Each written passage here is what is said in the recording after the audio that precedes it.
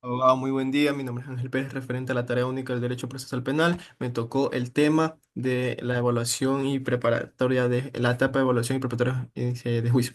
La primera pregunta, ¿cuál es su finalidad? Su finalidad es conocer y resolver cuestiones de procedibilidad, prejudicialidad y procedimiento, verificar la validez procesal, para la redundancia, del proceso, además de evaluar las pruebas que se practicarán en el futuro en esta audiencia. La validez procesal, bueno, como todos conocemos, para respetar el debido proceso, que no se haya violentado el debido proceso y no se haya violentado ningún tipo de ley ni derecho. El segundo punto, cuando el fiscal emite dictamen abstentivo, ¿se lleva a cabo la audiencia de evaluación y preparatoria de juicio o no? Explique la base legal de su respuesta. Bueno, la respuesta sencilla es no.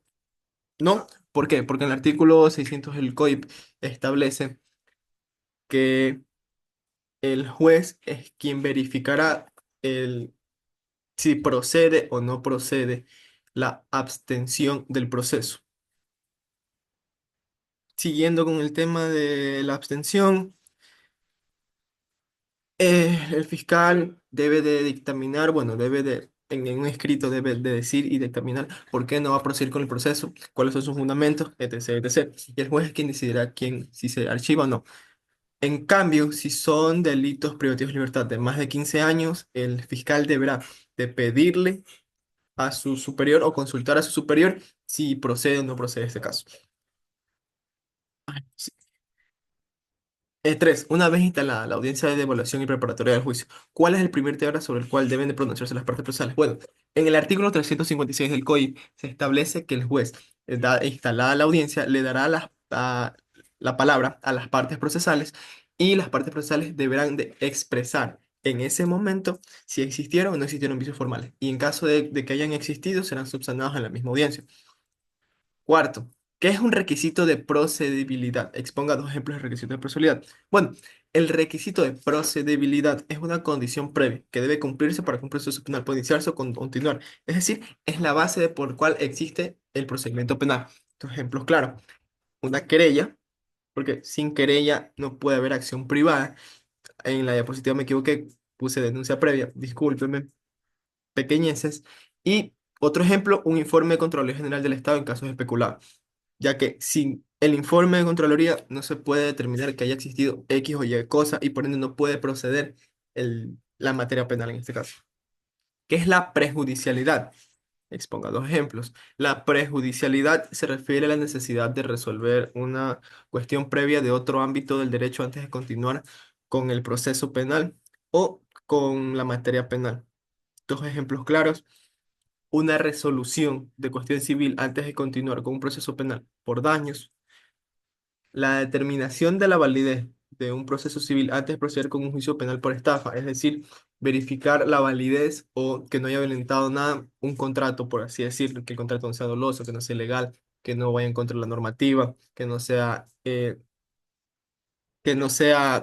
sí, que no sea ilegal. Esa es la palabra sencilla. Sexto, luego agotado el tratamiento de cuestiones y de procedimientos, ¿cuáles son el segundo y tercer tema sobre el cual deben pronunciarse las partes procesales en la audiencia de evaluación y preparatoria de juicio? El mismo artículo 600 que dijimos en la pregunta 3 expresa la respuesta. No recuerdo si era el numeral uno o el numeral 2, pero no, sí, el numeral uno. En el numeral uno se expresa que tras expresadas los vicios formales, las partes, el juez dará apertura o le dará voz, no, le dirá a las partes que exponga sobre la existencia de requisitos de procedibilidad o las cuestiones prejudiciales. Como ya lo discutimos, no entraremos más en el tema. Por último, al final de la audiencia de evaluación y preparatoria, no habiendo motivos para declarar la nulidad total o parcial del proceso, el juez puede dictar auto de sobreseimiento. ¿Qué significa? Sobreseer, ¿en qué casos el juez debe sobreseer y qué dice la Constitución? Bueno, directo.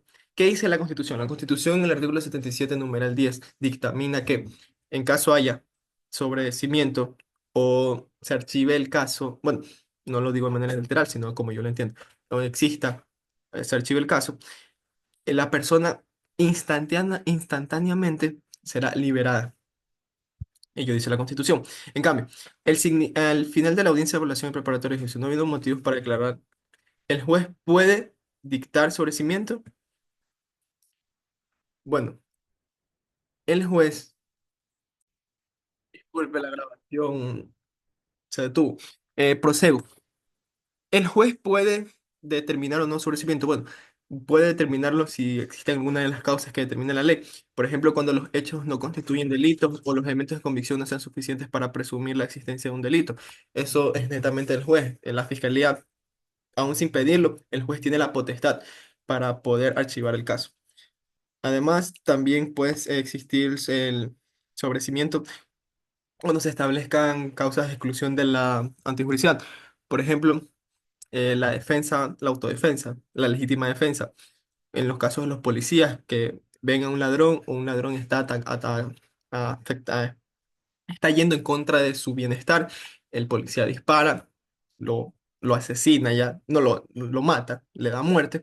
¿Ello qué conlleva? Ello conllevaría a que el policía no conduce su conducta a una conducta típica. Por ende, existe una exclusión de la anterioridad. Muchas gracias.